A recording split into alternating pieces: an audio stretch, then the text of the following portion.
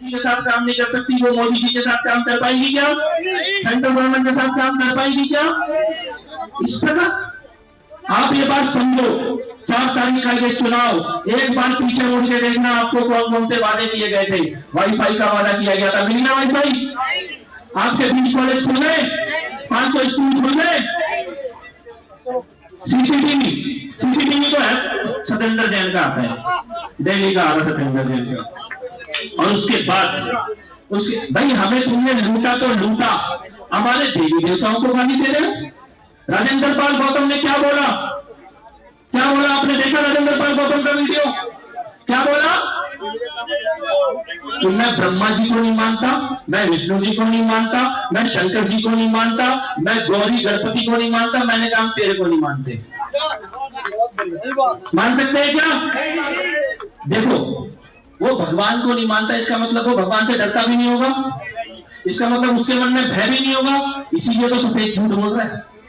सफेद झूठ वही आदमी बोल सकता है जिसके मन में भगवान का डर ना हो, और वो तो ऑन रिकॉर्ड बोल। अच्छा बोला मंत्री से हटा दिया, विधायक से हटाया क्या उसको?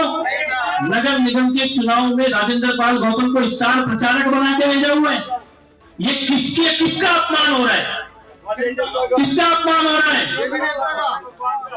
आज तो दिल्ली की सरकार में है, आपके पैसों से मौलाना मौलाओं को तनख्वाह दे रहा है कि नहीं दे रहा?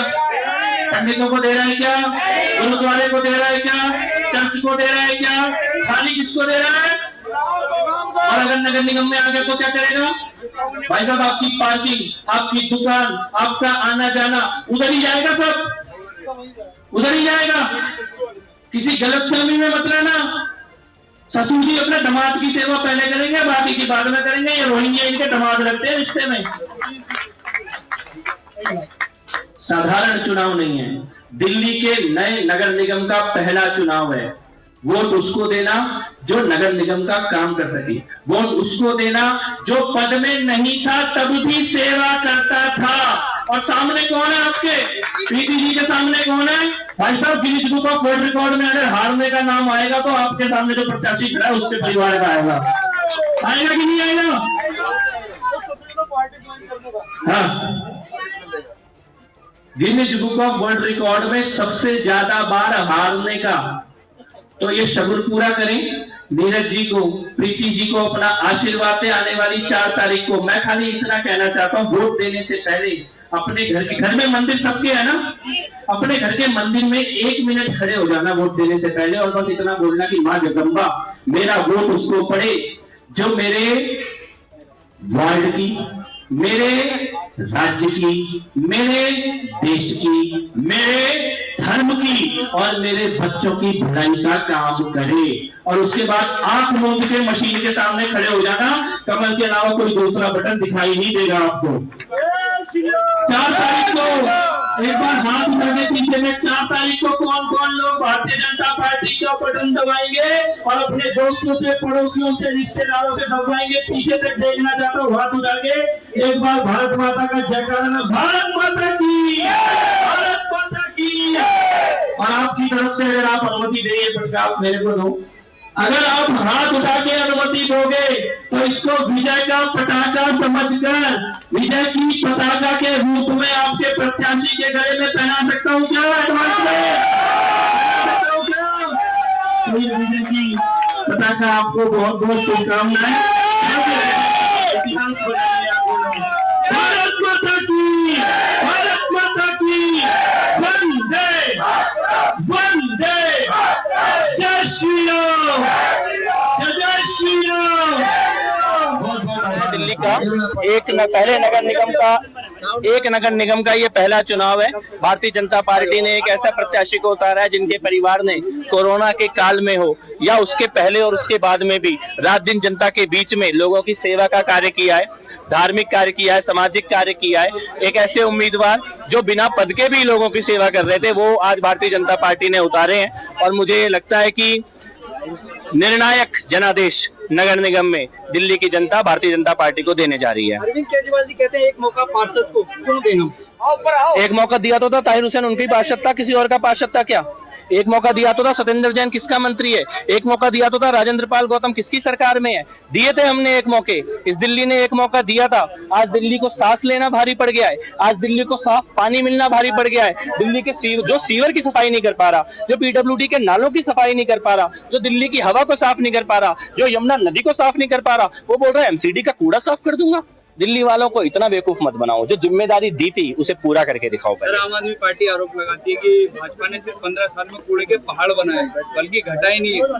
लैंडफिल, पूरी दुनिया में 1 करोड़ से ज्यादा आबादी वाला एक भी राज्य जहां पे लैंडफिल ना हो, उसकी फोटो दिखा दे अरविंद केजरीवाल जी। 1 करोड़ से ज्यादा की आबादी पूरी दुनिया में कोई शहर है और लैंडफिल किसी शहर का डस्टबिन होता है।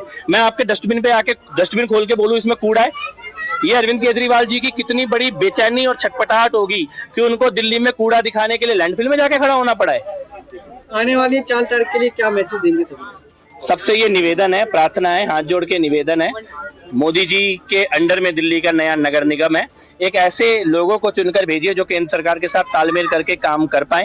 अब जो नया नगर निगम बना है इसका दिल्ली की सरकार से कोई लेना देना नहीं है, ज्यादा शक्तियों वाला एक नगर निगम है जो कि दिल्ली गवर्नमेंट के समानांतर शक्तियां जिसके पास होंगी। तो आप ऐसे लोगों को चुने जो रोज रोज ये ना बोले कि मेरे को एलजी ने रोक दिया, मेरे को थानेदार ने रोक दिया, मेरे को पंजाब ने रोक दिया, मेरे को हरियाणा ने रोक दिया, जो ये बोले कि मैं केंद्र सरकार के साथ बात भी कर सकता हूँ और काम भी कर सकता हूँ।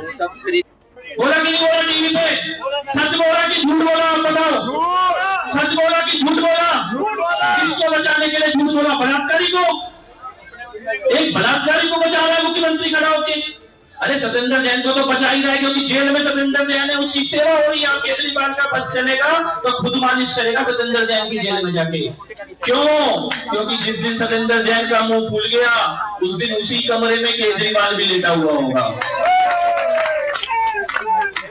आपसे मैं एक बात पूछना चाहता हूं, कल इन्होंने बोला कि मनीष सिसोदिया का नाम नहीं है चार्जशीट में, बोला सफेद झूठ। कल सीबीआई की चार्जशीट नहीं आई है, इंटरिम चार्जशीट आई है। क्या आई है? अंतरिम चार्जशीट उन लोगों की आती है जो पहले से गिरफ्तार होते हैं। अंतरिम चार्जशीट उन लोगों की आती है जो पहले से गिरफ्तार होते हैं, जिससे कि अगले दिन वो जमानत के लिए याचिका दायर ना कर पाए। और केजरीवाल ने झूठ बोला कि मनीष सिसोदिया को क्लीन चिट दे दी। मैं आपसे एक सवाल पूछता हूं, क्या सीबीआई ने बोला कि मनीष सिसोदिया के खिलाफ जांच बंद हो गई है? बोला क्या? तो सीबीआई ने बोला कि एफआईआर में एक्यूज नंबर 1 मनीष सिसोदिया का नाम हटा दिया गया है। बोला क्या? तो किसने बोला? केजरीवाल ने बोला। किसने बोला? केजरीवाल।